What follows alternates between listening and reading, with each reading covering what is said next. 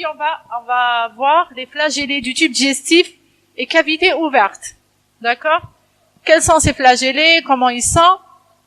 Alors, généralité sur les flagellés. Vous avez déjà vu un cours sur les amibes. Donc, on passe aux flagellés.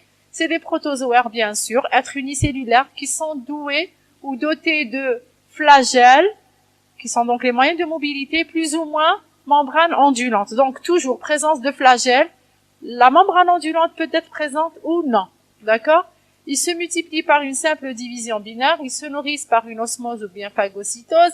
Pour leur morphologie, on trouvera souvent une forme végétative qu'on appelle trophozoïde et une forme kystique qui est la forme de dissémination, de transmission et de résistance. Pour ce qui est de la classification, on aura 3 ordres principaux: Trichomonatida, Retortamonatida et Diplomonatida. Un seul genre est d'emblée pathogène dans les intestinaux. C'est le Giardia. Il n'y a pas de truc.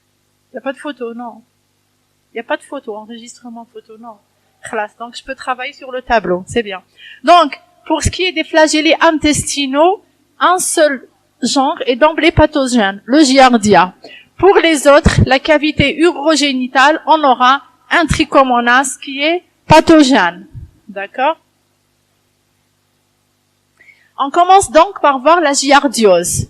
On a dit c'est le seul agent pathogène d'emblée. Alors, la giardiose, elle résulte de la présence d'un flagellé dans le tube digestif. C'est le Giardia intestinalis, très répandu dans le monde, bien sûr, plus fréquent dans les pays sous-développés vu l'hygiène, les conditions d'hygiène.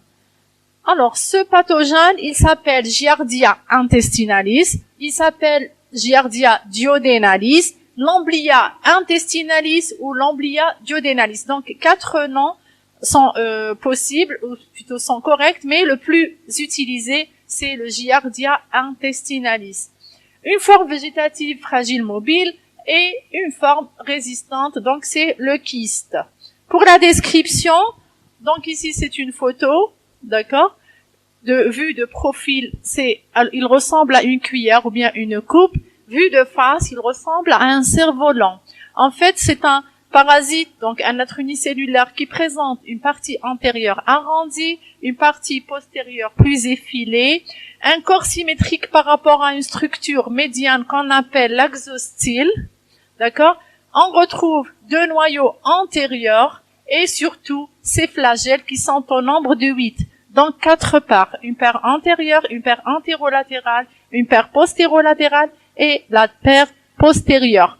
Pour sa taille, il fait environ 15 à 10 microns. De 15 à 10 jusqu'à 6 à 8 microns, donc sur le petit axe. Cette forme végétative, quand elle veut résister, elle va donner une forme kystique. D'accord? La forme kystique, souvent ovale, est rarement arrondie. Elle a une taille un peu plus petite, toujours en général en paire de taille, d'accord? Alors, qu'est-ce qu'elle présente? Une membrane typique, on a l'impression qu'elle est en double feuillet. D'accord? Vous voyez une membrane. À l'intérieur, qu'est-ce qu'on va trouver? 4 noyaux. Là, il n'est pas indispensable de décrire les noyaux comme pour les amibes, d'accord? Les noyaux sont là. Et surtout, on doit trouver ça, c'est les résidus flagellaires ou bien les reliquats flagellaires qui sont en forme de S italique. Donc, on ne reconnaît jamais un kyste flagellé sans voir à l'intérieur, bien sûr, les résidus de flagelle. OK?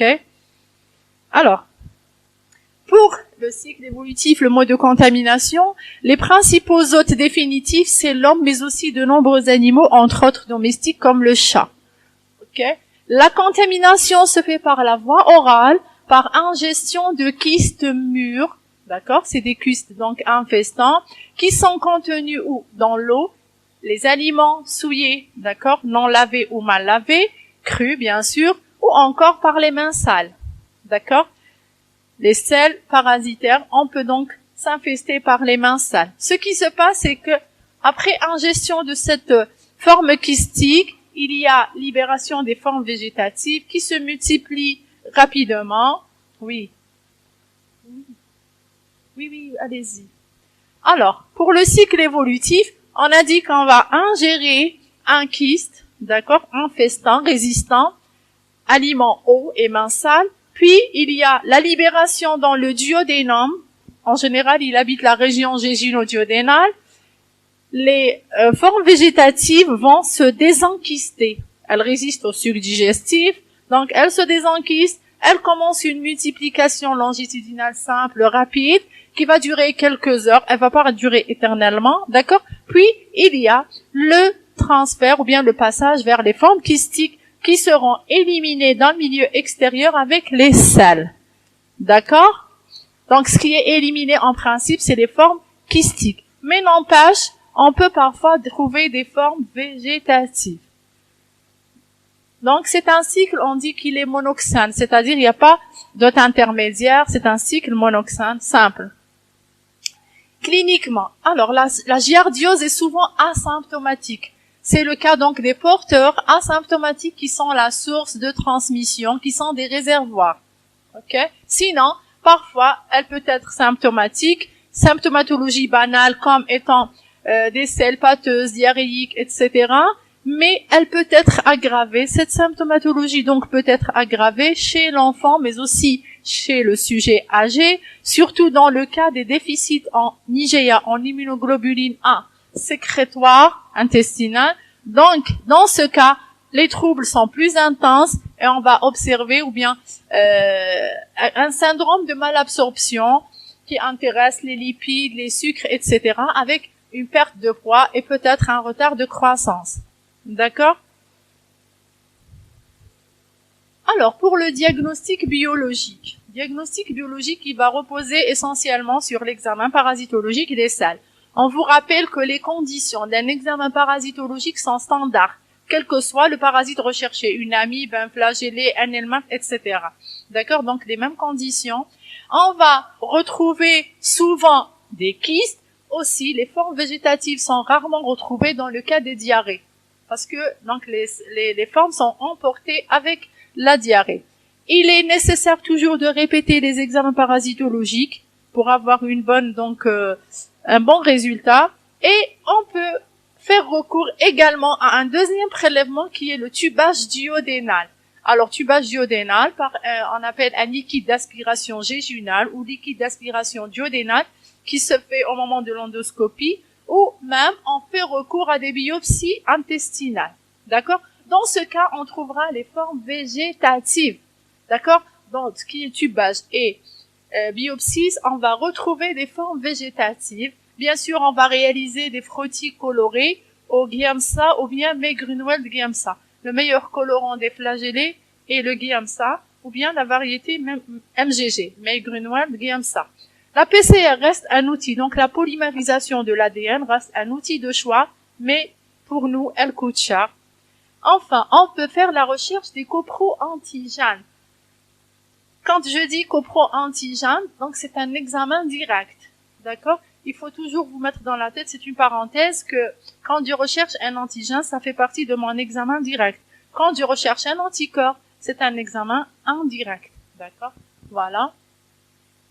Alors, voici donc les formes végétatives. Ça, c'est un état frais, d'accord, sans coloration. On a une forme végétative. Et ça, c'est un état frais, mais après coloration au lugol. Donc, le lugol, il permet la fixation, mais aussi la coloration, donc une meilleure visualisation du parasite. OK? Ça aussi, c'est des photos, donc c'est des frottis colorés. Coloration MGG, coloration hématoxyline ferrique. Et là, c'est une biopsie, donc un tissu intestinal et les formes végétatives qui sont retrouvées. D'accord? Donc, le diagnostic, finalement, il est souvent aisé. Pour le traitement, c'est les nitroimidazolés comme pour les amibes, d'accord? On traite en une seule cure, seulement, on fait toujours un examen parasitologique de contrôle des selles, bien sûr, à la fin du traitement ou à distance, pour voir justement est-ce qu'il y a eu réponse, est-ce que la dose était suffisante, la durée, et est-ce qu'il n'y a pas de résistance. Parce qu'il y a des souches de Giardia qui sont résistantes donc aux flagellates, nitroimidazolés. Les autres flagellés intestinaux. Alors pour le reste, on va juste les citer, bon, avec quelques descriptions. Là, c'est des commensaux, parasites commensaux, c'est-à-dire qu'il habite dans le tube digestif, mais en général, ils n'entraînent pas de troubles. Seulement quand ils sont en nombre très important ou bien quand le sujet présente une altération, soit locale ou générale, c'est-à-dire immunitaire ou locale, là, ces parasites, ils peuvent se manifester en donnant des gastro-entérites ou autres. D'accord? Donc, on va les citer le Dientamoeba fragilis, le Trichomonas intestinalis, Chilomastix mesnili, Embadmonas intestinalis et Enteromonas hominis. On va parler de ce Dientamoeba et du Trichomonas. Pourquoi? Donc, ça, c'est des schémas. Alors, le Dientamoeba, on le laisse en deuxième. J'aime bien ce parasite, c'est le Chilomastix, je vais quand même le décrire. C'est un petit parasite, toujours avec une partie antérieure arrondie, une partie postérieure très effilée. Il a ce qu'on appelle une formation particulière, le sillon de torsion, qui lui permet justement un mouvement en toupie. Il tourne autour de ce sillon. Il a une pseudo-bouche, bon, elle s'appelle pas bouche, elle s'appelle cytostome, un noyau antérieur, et surtout les flagelles 1, 2, 3, et le quatrième, il est récurrent dans le cytostome, il sert donc à la phagocytose. Ce parasite, quand il veut s'enquister, il va donner une forme typique en poire, avec un épaississement de la partie apicale, elle est très épaisse, et surtout, un noyau et un résidu flagellaire. Toujours, je cherche mon résidu flagellaire. D'accord? Pour le Dientamoeba, ici, donc, le Dientamoeba, normalement, le nom, déjà, il vous donne l'impression que c'est une amibe, n'est-ce pas? Dientamoeba. En fait, il était classé parmi les amibes, d'accord? Il était classé parmi les amibes, mais par la suite, les études en microscopie électronique, etc., ont permis de voir qu'il s'agit d'un flagellé. Comment? Il y a donc les pseudopodes, comme les amibes, en dents de scie, mais les noyaux également, c'est des grains de chromatine, 3 à 6, mais reliés par un flagelle. Donc, il est classé parmi les flagellés. Il est très fragile, il ne se présente que sous une forme végétative, d'accord? Donc, la transmission n'est possible que par cette forme végétative. Ce qui nous intéresse, c'est les trichomonatidés. Les trichomonas, le genre Trichomonas. Alors, celui-là, il s'appelle Trichomonas intestinalis, donc on le retrouve dans la lumière intestinale. Trichomonas vaginalis, dans l'appareil urogénital, soit femme ou homme, d'accord? On va essayer de les comparer. Alors, pour la forme, le vaginalis est plus globuleux, il est plus grand. Celui-là est en amande, d'accord? Comme il ressemble à une amande. Ils ont tous les deux un axostyle, un noyau antérieur, un noyau antérieur. Celui-là, on l'appelle Pentatrichomonas. On peut l'appeler le penta parce qu'il a 1, 2, 3, 4, 5 flagelles antérieurs. D'accord? Regardez, il y a un autre flagelle, mais cette fois-ci, qui constitue une membrane ondulante. C'est ça, une membrane ondulante. C'est un flagelle qui est récurrent, il retourne, il s'accole à la paroi et il donne cette membrane ondulante. Donc finalement, la mobilité, elle se fait grâce au flagelle, mais aussi à la membrane ondulante. Le vaginalis, le Trichomonas vaginalis, présente également 4, parfois rarement 5 flagelles antérieurs, la membrane ondulante seulement. Cette membrane, elle est courte. Elle occupe à peu près le tiers de la cellule. Par contre, celle-là, elle est très longue et elle se termine par un flagelle libre. Donc, si vous avez à différencier les deux, la forme peut-être n'est pas très importante, la taille n'est pas très importante, il faut se baser sur cette membrane ondulante, sur la longueur de la membrane ondulante. D'accord? Donc, pour le Dientamoeba fragilis, on en a parlé, c'est juste des schémas de Dientamoeba. D'accord? Donc ça, c'est des états frais. Regardez, il y a certains parasites qu'on arrive c'est-à-dire la reconnaissance, elle est très difficile en état frais. C'est pourquoi on a souvent recours à des colorations, soit rapides comme le Lugol, soit tardives, Giemsa, ou encore la fixation, etc., de frottis de sal. Regardez, une particularité, c'est que le Dientamoeba, parfois, exceptionnellement, il y a des formes à un seul noyau. Mais bon, c'est rare, donc on retient les formes à 2 noyaux. à 2 noyaux, d'accord? Sincèrement, à l'état frais, ils sont difficiles à reconnaître. Il vaut mieux aller vers la coloration. Les trichomonas, donc, ils sont là. Celui-là a une membrane longue, donc pour moi, c'est l'intestinalis, d'accord?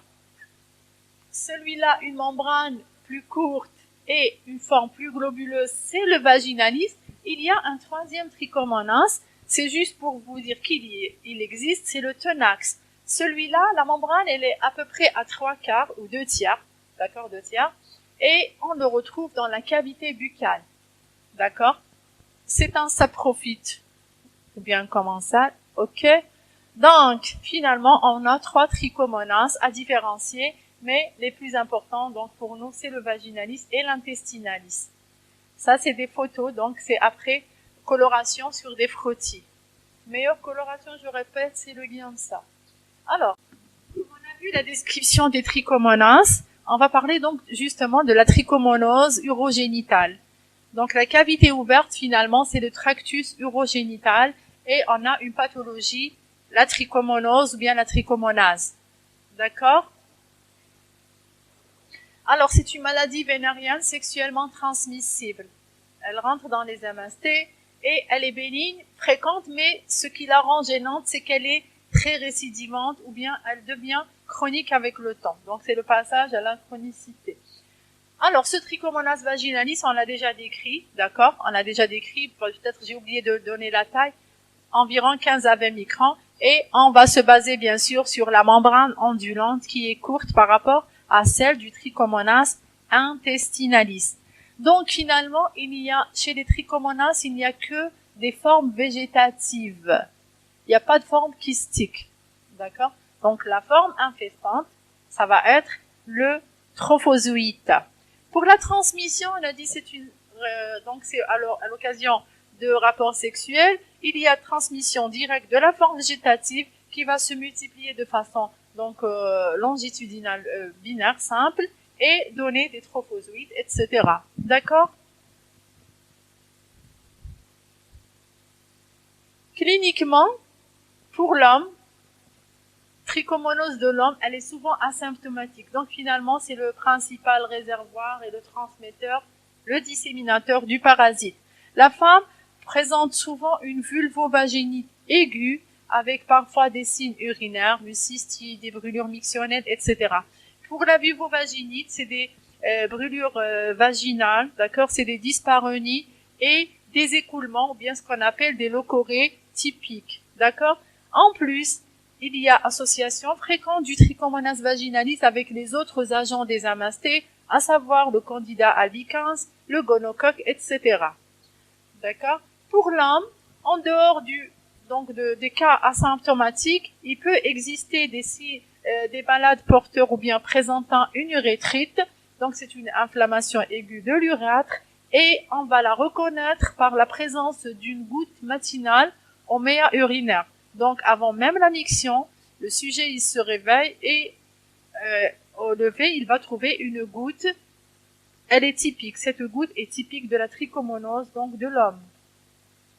Le diagnostic biologique il va se baser donc sur les prélèvements dans les sites bien précis. Ça sera des prélèvements vaginaux chez la femme, d'accord. Les leucorrhées, on va prélever les leucorrhées. Bien sûr, il ne faut pas utiliser de fixateurs parce que vous avez des formes végétatives qui vont être tuées, etc. Donc, on fait le prélèvement soit au laboratoire, soit chez la gynécologue ou bien la sage-femme. Il doit être acheminé le plus rapidement possible.